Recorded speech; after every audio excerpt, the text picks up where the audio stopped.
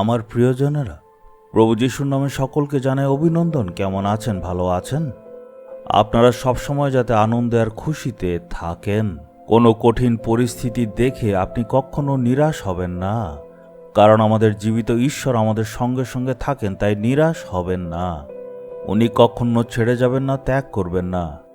ঈশ্বর আমাদের সঙ্গে আছেন, তাই কখনো নিরাশ হবেন না। কিন্তু আপনি বলছেন প্রতিদিনের জীবনে কত রকম বিপদ আপদ।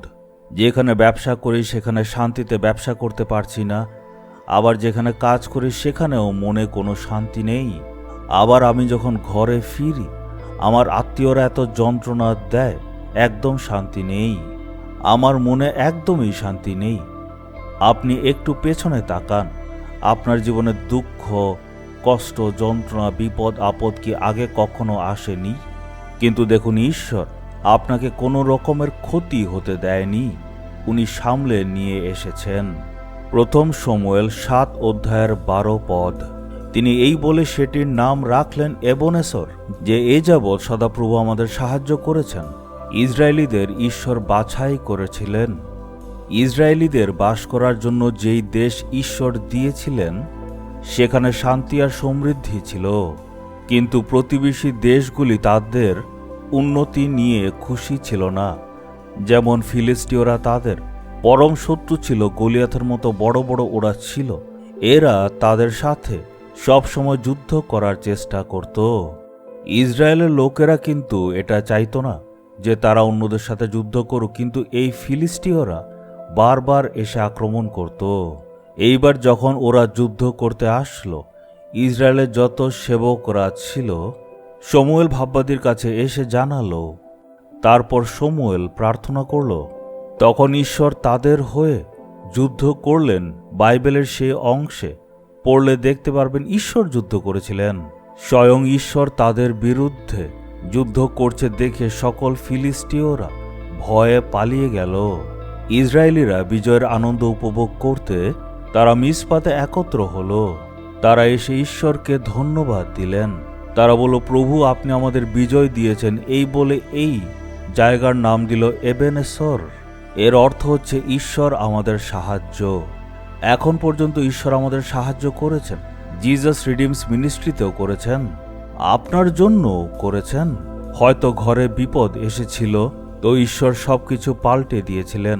আপনি যেখানে কাজ করেন সেখানে বিপদ এসেছিল, সেই সব কিছু থেকে ঈশ্বর উদ্ধার করেছিলেন। অনেক লোকেরা চেষ্টা করেছিল যাতে আপনার ব্যবসাকে ধ্বংস করতে পারে, আপনাকে শেষ করতে পারে, কিন্তু ঈশ্বর তাদের পরিকল্পনাকে ধ্বংস করলেন। আপনি একটু ভেবে দেখুন, হয়তো এমন কিছু লোকেরা আছে যাদেরকে আপনি চিনেনও না, তারা এসে আপনার নানা রকম ক্ষতি করার চেষ্টা করেছে, কিন্তু প্রভু আপনাকে রক্ষা করেছেন, আপনার হয়ে যুদ্ধ করেছেন। আপনি যদি ঈশ্বরকে ধন্যবাদ আর স্তুতি করতে থাকেন, ভবিষ্যতেও উনি সাহায্য করবেন। এখন পর্যন্ত আপনি যা পেয়েছেন তার জন্য ধন্যবাদ দিলে ভবিষ্যতেও আপনি পাবেন। আজ আমরা প্রভুকে বলবো, আমরা এখনো ধ্বংস হয়ে যাইনি, এটা আপনার অনুগ্রহ। আমার বিরুদ্ধে কত লোকেরা দাঁড়িয়েছিল, আমার ক্ষতি করার চেষ্টা করেছিল, আমাকে সংকটে নিয়ে আসার জন্য ওরা চেষ্টা করেছিল। ওরা ষড়যন্ত্র করেছিল ভয়ানক সংকটে যাতে আমাকে ফেলতে পারে। সব শত্রুদের মাঝে সেই শয়তানের পরিকল্পনা থেকে আপনি উদ্ধার করেছেন। তাই আমার হৃদয়ের গভীরতা থেকে আজকে আমি আপনার স্তুতি করি। এবেনেসর রূপে এখন পর্যন্ত আপনি আমাদের সাহায্য করেছেন, আমরা আপনার স্তুতি করি। আপনি সাহায্য করেছেন, আপনি রক্ষা করেছেন, আপনি আমায় সফলতা দিয়েছেন, ধন্যবাদ জানাই। শত্রুদের হাতে ধ্বংস হতে দেননি। আপনার স্তুতি হোক, স্তুতি হোক, স্তুতি হোক। ভবিষ্যতেও সাহায্য করবেন। আজ আপনি অলৌকিক কাজ করবেন। আজকে আপনি আমায় সাহায্য করবেন। যিশুর নামে চাইলাম, amen, amen. Jesus redeems Bengali YouTube চ্যানেলটি সাবস্ক্রাইব করুন, বেল আইকনটি ক্লিক করুন আমাদের প্রতিদিনের নতুন প্রোগ্রাম সম্পর্কে আপডেট পেতে।